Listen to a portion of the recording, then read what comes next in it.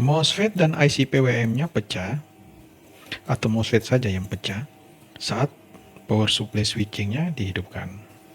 Dan kalau kita lihat ini IC PWM-nya di bagian ini. Dia hidup beberapa saat, kemudian langsung pecah. Kami akan menjelaskan dengan posisi terbalik seperti ini, sehingga lebih mudah. 3 penyebab ada kala MOSFET dan IC PWM dihidupkan langsung pecah, teman-teman.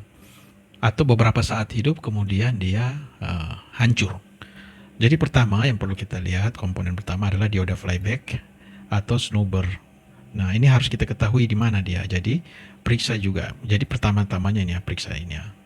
Jadi harus kita pahami ini ya. Di mana dia dioda flybacknya? Ini kami sertakan dengan gambar dan sirkuit diagram. Jadi ini adalah dioda flybacknya, teman-teman. Yang snubber. Ini adalah MOSFET. Jadi harus diperhatikan, teman-teman ya. Jadi di modulnya dia itu yang ini ya. Ini adalah MOSFET. Jadi bisa dilihat ini dari drainnya MOSFET ya, di sirkuitnya diagram.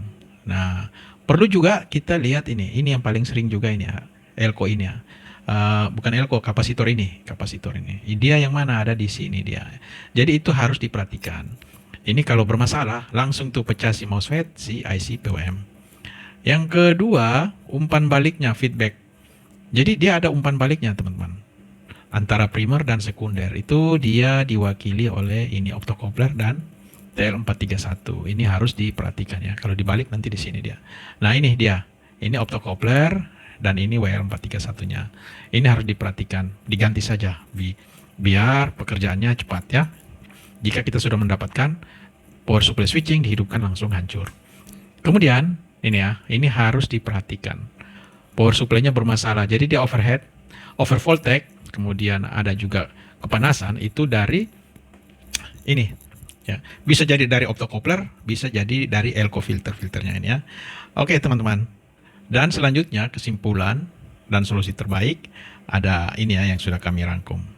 Jadi yang paling penting bila MOSFET sama IC PWM-nya pecah, jadi ini optocoupler dan TL431. Jadi 3 langkah ini harus dikuasai sehingga dalam melakukan reparasi teman-teman tidak berlama-lama dan tidak terjadi rusak berulang. Jadi intinya ini ya, si ini hancur ya kan, si IC PWM hancur, MOSFET hancur.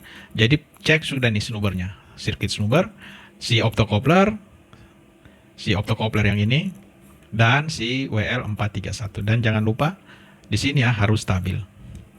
Oke.